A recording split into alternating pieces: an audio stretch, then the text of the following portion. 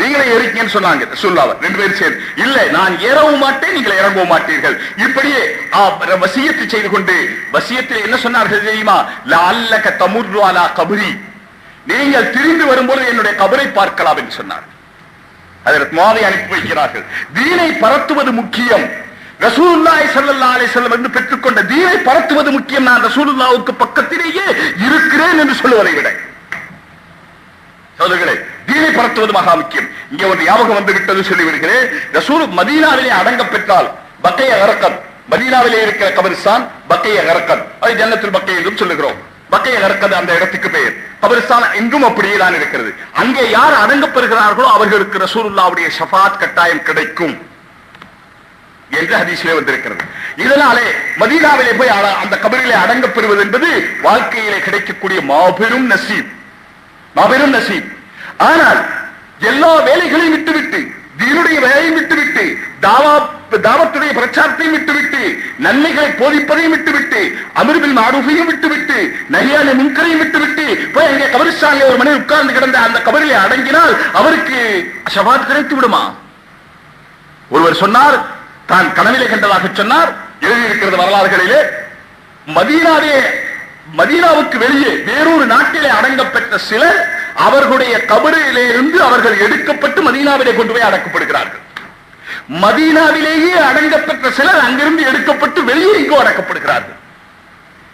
ஐன கானு வஹைசு கானு, உங்களிலே எனக்கு மிக நெருக்கமானவர்கள் யார் தெரியுமா? யார் என்னுடைய வேலையை செய்கிறார்களோ அவர்கள் எங்கே இருந்தாலும் சரி, யாராக இருந்தாலும் சரி, அவர்களுடைய வேலையை செய்கிறவர்கள் தான் மதீனாவிலே இருப்பதாக அர்த்தம். அவர்களுடைய கபர் திண்டுக்கல்லிலே இருந்தாலும் அவர்கள் மதீனாவிலே கொண்டு அடக்கப்படுவார்கள். முஹம்மது ஸல்லல்லாஹு அலைஹி வஸல்லம் வேலையை செய்தார். வேலை அவர்களுடையதாக இருக்க வேண்டும், எனக்கு அருகிலே இருக்க வேண்டும் என்பதற்கு அர்த்தம் வெறும் எனக்கு பக்கத்தில் உட்கார்ந்து, அத்தாவுக்கு பக்கத்தில் உட்கார்ந்து இருக்கிறார், அடே தண்ணி கொண்டு வாண்டா, அதெல்லாம் உங்களை விட்டு போக முடியாதுங்கன்னு சொல்லிட்டார். உங்க பக்கத்திலேயே இருக்கணும், நான் தண்ணி தாக அடிக்கிறது கொண்டு வாண்டா உங்க பக்கத்தை விட்டு போக மாட்டேன். அல்லாஹ் அத்தா சந்தோஷப்படுவாரா? இதே போல மதீனாவிலே இருக்கிறார், ரசூலுல்லாஹ்வுடைய வேலையை செய்யவில்லை, ரசூலுல்லாஹ் சந்தோஷப்பட மாட்டார்கள், ஷஃபாத் கிடைக்காது.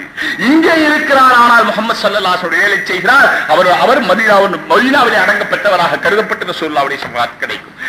ஹஜ்ரத் முஆதை அனுப்புகிறார்கள், வசியத்து செய்து அனுப்புகிறார்கள். லஅல்லக தமுர்ரு அலா கப்ரி, நீங்கள் திரும்பி வரும்போது என்னுடைய கபரின் மீது நடக்கலாம் என்று சொல்லி. அதே போல ஹஜ்ரத் முஆத் ரசூலுல்லாஹ்வுடைய வஃபாத்துக்கு பிறகுதான் மதீனாவுக்கு வந்தார்கள். இப்படி அனுப்பும் பொழுது நீங்கள் எப்படி ஃபைசலா செய்வீர்கள்? ஒரு தீர்ப்பு எப்படி செய்வீர்கள்? கைஃப தக்தி யா முஆத், முஆதை எப்படி நீங்கள் தீர்ப்பு செய்வீர்கள் என்று ரசூலுல்லாஹ் கேட்டார்கள். சொன்னார்கள், நான் குர்ஆனை கொண்டு தீர்ப்பு செய்தேன், குர்ஆனை பார்த்து தீர்ப்பு செய்தேன், எந்த விஷயம் வந்தாலும் குர்ஆனை பார்த்து. ரசூலுல்லாஹ் கேட்டார்கள், ஃபஇல்லம் தஜித் ஃபீ கிதாபில்லாஹ், அல்லாஹ்வுடைய கிதாபிலே குர்ஆனிலே அந்த விஷயம் உங்களுக்கு கிடைக்காவிட்டால்?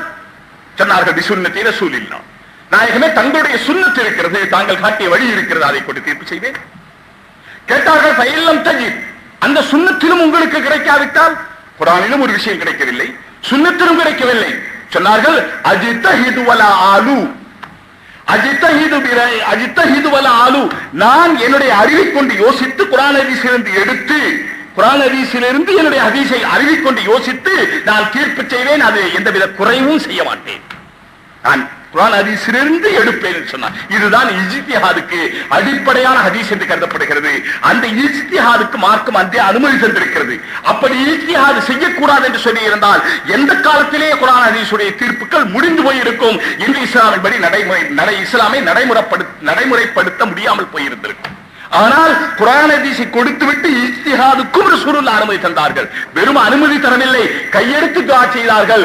அல்லாஹ்வுடைய ரசூலாகி எனக்கு, நான் அனுப்பக்கூடிய ரசூலுக்கு விஷயத்தினுடைய உண்மையை புரிந்து தீர்ப்பு செய்யக்கூடிய தௌஃபீக்கை தந்த அல்லாஹ்வே உனக்கே புகழ் அனைத்தும் என்று ஹஜ்ரத் முஆதுக்கு துஆ செய்தபடி அனுப்பினார்.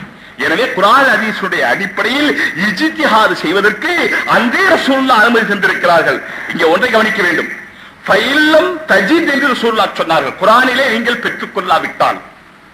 அதே போல ஃபஇல்லம் தஜித் ஃபீ சுன்னத்தி ரசூல், ரசூலுடைய சுன்னத்திலே நீங்கள் பெற்றுக் கொள்ளாவிட்டால் என்ன அர்த்தம் தெரியுமா? ஃபஇல்லம் யகுன் என்று கேட்கவில்லை, குர்ஆனிலே இல்லாவிட்டால் என்று கேட்கவில்லை, ஹதீஸிலே இல்லாவிட்டால் என்று சொல்லவில்லை. குர்ஆனிலே நீங்கள் பெற்றுக் கொள்ளாவிட்டால், இருக்கிறது நீங்கள் பெற்றுக் கொள்ளவில்லை, ஹதீஸிலும் இருக்கிறது நீங்கள் பெற்றுக் கொள்ளவில்லை. இப்பொழுது உங்களை யோசனை கொண்டு சிந்திப்பீர்கள், பிறகு நீங்கள் பெற்றுக் கொள்வீர்கள். வித்தியாசம் அடங்க வேண்டும். ஃபஇல்லம் யகுன் என்று ரசூலுல்லாஹ் சொல்லவில்லை, கேட்கவில்லை. ஃபஇல்லம் தஜித், நீங்கள் பெற்றுக் கொள்ளாவிட்டால் வெளிரங்கத்திலே உங்களுக்கு கிடைக்க என்ன செய்வீர்கள்? அஜித்தஹிது வலா ஆலு, நான் இஜ்திஹாத் செய்வேன். எனவே இஜ்திஹாதுக்கு வழி தந்து கியாமத் வரை இஸ்லாம் நடைமுறைப்படுத்தப்படுவதற்கு ரசூலுல்லாஹி ஸல்லல்லாஹு அலைஹி வஸல்லம் எல்லா வழிகளையும் திறந்து தந்திருக்கிறார்கள். எனவே இந்த உலகத்திற்கு உலகத்தோட எத்தனை சட்டங்கள் இருக்கின்றனவோ அவைகள் எல்லாம் திருத்தப்பட வேண்டியவை, திருத்தப்பட்டிருக்கின்றன. ஆனால் குர்ஆன் திருத்தப்பட வேண்டிய அவசியமில்லை. அதிலிருந்து சட்டத்திலிருந்து கிளை, கிளையிலிருந்து கிளை, கிளையிலிருந்து கிளை, கியாமத் வரை அது கிளைத்துக் கொண்டே இருக்கும், முளைத்துக் கொண்டே இருக்கும், தலைத்துக் கொண்டே இருக்கும், வற்றி போகாது, வறண்டு போகாது. மனிதர்களுடைய மூளை வேண்டுமானால் காய்ந்து போகலாம், ஆனால் குர்ஆன் காய்ந்து போகாது. குர்ஆனுடைய கருத்துக்கள் வற்றி போய்விடாது, வறண்டு போய்விடாது சகோதரர்களே. அதே போல சுன்னத்துடைய கருத்துக்களும் அப்படித்தான். ரசூலுல்லாஹி ஸல்லல்லாஹு அலைஹி வஸல்லம் வாக்கியங்கள் ஒவ்வொன்றும் அர்த்தமிக்கவை, ஆழமிக்கவை. சிந்திக்க சிந்திக்க அதிலிருந்து கருத்துக்கள் வந்து கொண்டே இருக்கும், பிரச்சனைகளுக்கு தீர்வுகள் கிடைத்துக் கொண்டே இருக்கும். இன்றைக்கும் எந்த பிரச்சனை வந்தாலும் குர்ஆன் ஹதீஸில் நேரடியாக கிடைக்கும், அல்லது அதிலிருந்து இஜ்திஹாத் செய்து, அல்லது இஜ்திஹாதுடைய ஒரு அம்சம் தான் கியாஸ். கியாஸ் என்பது இஜ்திஹாதுக்கு அப்பாற்பட்ட ஒன்றல்ல, வார்த்தையிலே வேறாக இருந்தாலும் கூட கியாஸும் அதிலே சேர்ந்ததுதான். எனவே குர்ஆன் ஹதீஸுக்கு அடுத்து இஜ்மா கியாஸையும் அஹ்லுஸ் சுன்னத் வல் ஜமாஅத் ஆகிய நாம் பின்பற்றுகிறோம். நமக்கு முரண்பட்டவர்கள் குர்ஆன் ஹதீஸை மட்டும்தான் பின்பற்றுவோம் என்று சொல்கிறார்கள். நாமே என்ன பின்பற்றுகிறோம்? குர்ஆன் ஹதீஸை மட்டும்தான். ஆனால் அதிலிருந்து வருகிற கிளை சட்டங்களுக்கு பதில் எங்கிருந்து சொல்லுவீர்கள்? அதிலிருந்து இஸ்திஹாத் செய்தான சொல்லுவீர்கள். நீங்களும் அதைத்தான் செய்து கொண்டிருக்கிறீர்கள். இன்று யார் இருக்கிறார்களோ, யார் தக்லீது செய்ய வேண்டாம் என்று சொல்லுகிறார்களோ, யார் மதுஹப் வேண்டாம் என்று சொல்லுகிறார்களோ, இதுவெல்லாம் அசத்தியம் என்று சொல்லுகிறார்களோ, அவர்களும் கடைசியிலே இஸ்திஹாத் தான் செய்கிறார்கள். அவர்களும் கடைசியிலே கியாஸுக்குத்தான் வருகிறார்கள். எனவே நம்முடைய வழிக்கு நீங்கள் வந்துதான் தீர வேண்டும். இதுவரை யாரெல்லாம் உலகத்திலே கைர முக்கல்லித் என்று இருந்திருக்கிறார்களோ அவர்கள் எல்லாம் எங்களுடைய வழிக்கு வந்திருக்கிறார்கள். இதுவரை உலகத்திலே இந்தியாவை தவிர வேறு நாடுகளிலே பிரபலம் கிடையாது. இந்தியாவிலே சில பேர் இப்படி முளைத்து விட்டார்கள், இமாம் தேவையில்லை, மதுஹப் தேவையில்லை, நாங்களே சொல்லுவோம் என்று. அது வடநாட்டு பகுதிகளிலே சிலர் வந்தார்கள். நான் அடிக்கடி இந்த ஒரு நிகழ்ச்சியை சொல்லுவதுண்டு. அது உண்மையிலேயே நடந்த நிகழ்ச்சியாகத்தான் இருக்க வேண்டும். ஆனால் பல தடவை நான் சொல்லுவதுண்டு, நடந்திருக்குமோ இல்லாமல் இருக்குமோ எப்படி வேண்டுமானால் வைத்துக் கொள்ளலாம், ஆனால் நிகழ்ச்சி நடந்திருக்கும் என்பதுதான் நம்முடைய நம்பிக்கை. நவாப் சித்திக் ஹசன் கான், நீங்களும் நான் சொல்ல கேட்டிருப்பீர்கள் அல்லது எங்கேயாவது கேட்டிருப்பீர்கள். ஆனாலும் திரும்ப ஞாபகப்படுத்துவதற்காக சொல்லுகிறேன். நவாப் சித்திக் ஹசன் கான் போபாலை சேர்ந்தவர். மிகப்பெரிய, அதாவது மௌலவி பட்டம் என்று இல்லாவிட்டாலும் கூட நிறைய கிதாபுகள் எழுதியிருக்கிறார். அவர் கிதாபுக்கு வைத்திருக்கிற பெயர் இருக்கிறதே, அதுவே மிக ஆச்சரியமானது. கிதாபுக்கு வைத்திருக்கிற அப்ஜதுல் உலூம், அப்ஜத் என்பது தெரியும், அப்ஜத் கணக்குன்னு சொல்லுவாங்க. அப்ஜதுல் உலூம், இப்ப இதுக்கு அர்த்தம் என்னங்கிறத ஆளுங்கள் கூட மிக சிந்திச்சு தான் போயிடும். புதூருல் அஹில்லா, பிறைகளின் பௌர்ணமி. அஹில்லான்னு சொன்ன பிறைகள், புதூர்னா பௌர்ணமிகள், பௌர்ணமி நிலவுகள், பிறைகளின் பௌர்ணமி நிலவுகள். கொஞ்சம் சிந்திங்க என்ன அர்த்தம். பிறைகள் பௌர்ணமி நிலவுகளாக மாறுகின்றனவா? பிறைகளாக இருக்கின்ற கருத்துக்கள், சிறு கீற்றாக தெரிகிற கருத்துக்கள் இவருடைய கிதாபை படித்த பிறகு பௌர்ணமி போன்று பட்டப்பகல் வெளிச்சம் போன்று தெரிய ஆரம்பித்து விடுகிறதாம். புதூருல் அஹில்லா, இந்த பெயரே நம்முடைய கற்பனைக்கு வராது. இப்படிப்பட்ட கிதாப் எழுதியவர். அவர் அஹ்ல ஹதீஸாக இருந்தார், கைர முக்கல்லிதாக இருந்தார், இமாம்களை பின்பற்ற தேவையில்லை என்று சொல்லிக் கொண்டிருந்தார். இப்படி இருக்கிற நிலையிலே அவரை பின்பற்றியவர்கள் ஏராளமாக, அந்த மத்திய பிரதேச பகுதியில் ஏராளமானவர்கள் அவரை ஏனென்றால் மிக திறமையானவர். இன்று பேச்சுக்குத்தான் பெரிய மதிப்பு இருக்கிறது என்று சொல்லுகிறார்கள். அந்த திறமையின் காரணத்தினாலே, அவருடைய பேச்சு, அவருடைய எழுத்து திறமையின் காரணத்தினாலே அந்தரங்கத்தை மனிதர்கள் பார்ப்பதில்லை, வெளிரங்கத்தை பார்த்து ஏமாந்து விடுவதும் உண்டு. அப்படி ஏமாந்தவர்கள் அவரை பின்பற்றி இருந்தார்கள். இப்படி இருக்கிற காலத்திலே ஒரு நம்முடைய சுன்னத் ஜமாத்தை சேர்ந்தவர் ஒரு ராணுவத்திலே இருந்தார். போபாலுக்கு அப்பாலே ராணுவம் தங்கியிருந்தது. அந்த ராணுவத்திலே நம்முடைய சுன்னத் ஜமாத்தை சேர்ந்தவர் இருந்தார். அவர் நவாப் சித்திக் ஹசன் கானுக்கு மாற்றமான சுன்னத் ஜமாத்திலே இருந்தார். அதே ராணுவத்திலே இன்னொரு வீரர் நவாபை பின்பற்றியவரும் இருந்தார். ரெண்டு பேரும் இருந்துகிட்டு ஒரு நாள் காலையில அந்த சுன்னத் ஜமாத்தை சேர்ந்த நபரிடத்துல, ராணுவ வீரரிடத்துல, இந்த நவாபை பின்பற்ற தக்லீது செய்யாத இவர் சொன்னாரு, இன்றைக்கு நான் ஒரு கனவு கண்டேன் சொன்னார். இன்றைக்கு நான் ஒரு கனவு கண்டேன். அவர் நல்ல மனிதர், சுன்னத் ஜமாத்தை சேர்ந்தவர், நல்ல மனிதர். அவற்றை அவர் சொன்னார், கனவு கண்டேன். என்னப்பா கனவு கண்டேன் கேட்டார். அவர் சொன்னாரு, நவாப் சித்திக் ஹசன் கான் எங்களுடைய இமாம், அவங்களுக்கு இமாம், அவர் இமாம் வேண்டான்னு சொல்ற இமாம், அவ்வளவுதான். அவர் தொழுக வைக்கிறார். அவருக்கு பின்னாலே சஃப் நின்று தொழுகிறது. அந்த சஃபிலே நவாபுக்கு நேராக ரசூலுல்லாஹ் நின்று தொழுகிறார்கள். தொழுக வைக்கிறது யார்?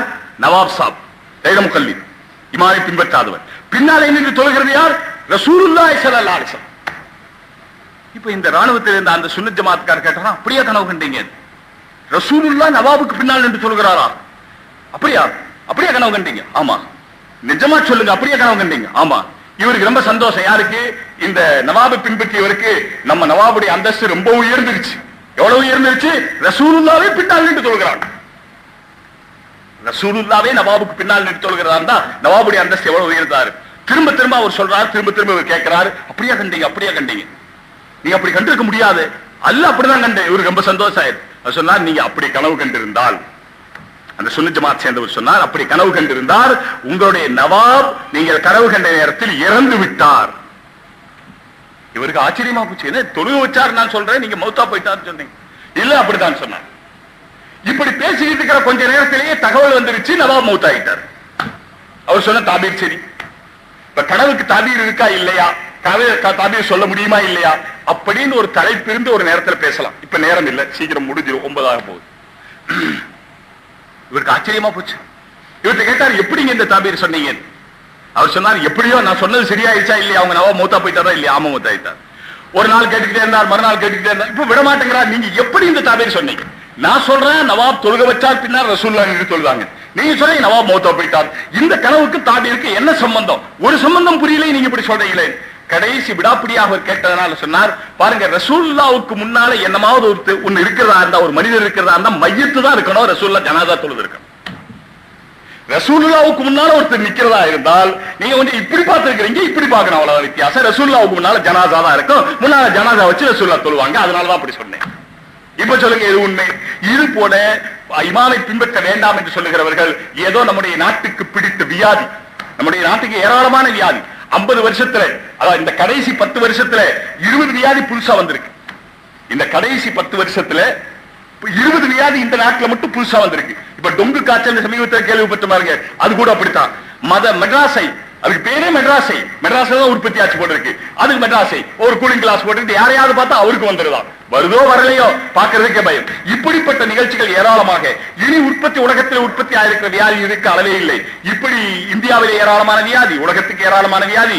அப்படி இந்தியாவிலே உருவான ஒரு வியாதி தான், அந்த வியாதிக்கு நாம பேர் வச்சிருக்கிறோம் ஈமானுக்கு வந்த எய்ட்ஸ். ஈமானுக்கு வந்த எய்ட்ஸ். இந்த வியாதி இருக்கிற ஈமானுக்கு வந்த எய்ட்ஸ். ஈமானுக்கு இந்த புத்தகத்துக்குள்ள வெளியிடுகிறோம், இதனுடைய கடைசியை கொடுத்திருக்கிறோம். ஈமானுக்கு எய்ட்ஸ் ஆக உளவி வருகிறவர்களை புரியுங்கள். இவர்கள் ஈமானுக்கு எய்ட்ஸாக உலகி வந்து கொண்டிருக்கிறார்கள். இவர்களை முதல்ல புரிந்து கொள்ளுங்கள். இந்த எய்ட்ஸ் வந்த உடனே யாருக்கும் தெரியாது. கொஞ்ச நாள் ஆகி அவருக்கு காய்ச்சல் வந்து, தலைவலி வந்து, அது வந்து, இது வந்து, என்னைக்காவது ஒரு நாளைக்கு அந்த